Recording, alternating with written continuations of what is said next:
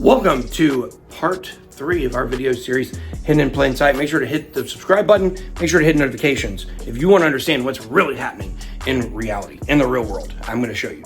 Guys, we talked about the families that rule the world. That's a real thing. Right underneath them, we have B.I.S. This is the Bank of International Settlements. This is the cog that pushes things out to the central banks that we're going to talk about also in a video next. But what you have to understand is the Bank of International Settlements is a lot more powerful than you believe it to be. Just because it's got a meme of a guy with a big neck doesn't mean you shouldn't take it serious. So we're going to take a look at what the Bank of International Settlements is. Check it out.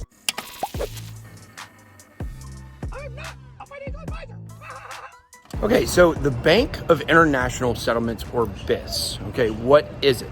Well, you can kind of think of it as the leader of the community of community central banks, really, is what they said. On the website, it says it's a community of central banks. Of course, who are the central banks? We're talking, obviously, the Bank of Japan, the Bank of England, the Federal Reserve here in America, yada, yada, yada. So you have a lot of different banks that are represented by B.I.S.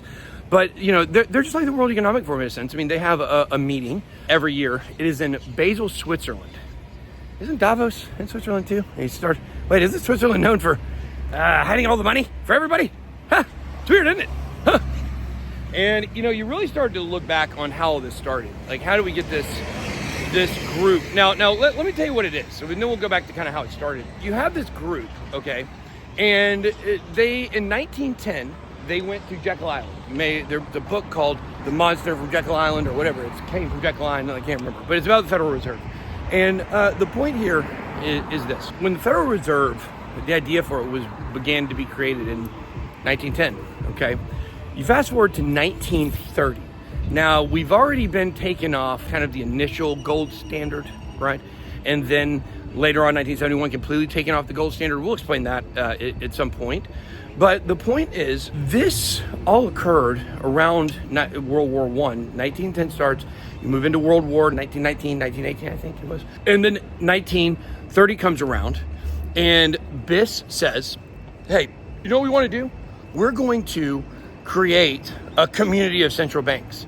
Why? Well, because we want to monitor and shape and cultivate financial cooperation between international central banks. That's what it is. And, we don't have, if you think about it at this point right now, we don't really have, like a world bank. Now, we do have World Bank. That is a thing, okay? But we don't have like a world central bank, because you would actually argue that the Federal Reserve is actually the bank of the world, right? Because it's the Federal Reserve. It's the Reserve of America, but it's the reserve currency. So since we don't have really one central bank or one kind of entity that controls everything financially, something had to be done, So that's why the Bank of International Settlements was created in 1930, was to watch over all these federal banks, all these central banks, and make sure that they're doing all the stuff that they are supposed to be doing according to whatever plan the Budget Children family want and things like that. That's what this was all about, guys. We started to understand the Federal Reserve was created with a specific end goal, and we're getting closer to the end goal. So understand, these people play the long game. Why wouldn't they?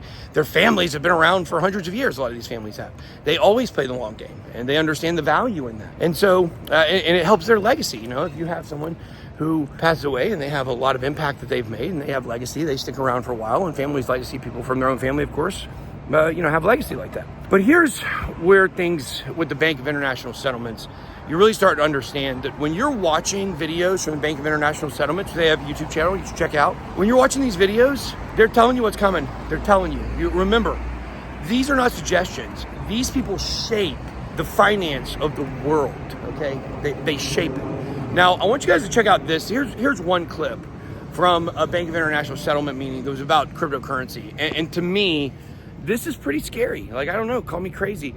You see here is that, well, it's scary when I forget that it's all a big joke and it's conspiracy anyways. I forget that sometimes. But let's say that it wasn't. Let's say everything was real and authentic. Man, this guy on this video, he's going to tell you why internationally and central banks absolutely hate cryptocurrency that is not a CBDC.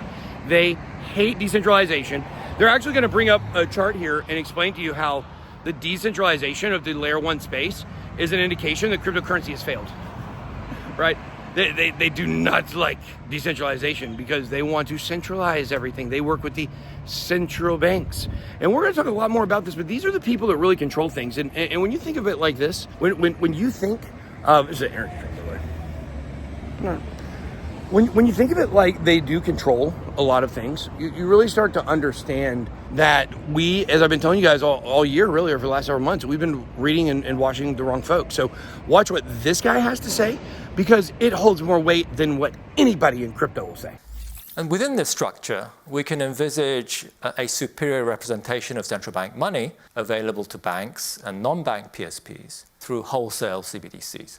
If these wholesale CBDCs operate with distributed ledger technology, or DLT, they could incorporate additional functionality. And these functionalities are fully compatible with the requirement of using real names rather than hiding behind private keys, as is the case in crypto. All right, guys, well, that's the Bank of International Settlements, and that's the end of this video. But later, we're going to have a video where I'm going to be discussing the central banks and the role that they actually play and the Federal Reserve. So come back later. We're going to continue this series. It's a 25-part series. I didn't know what number this is, but it is 25 parts. So definitely make sure to stay tuned, subscribe, hit the notifications. Good way out.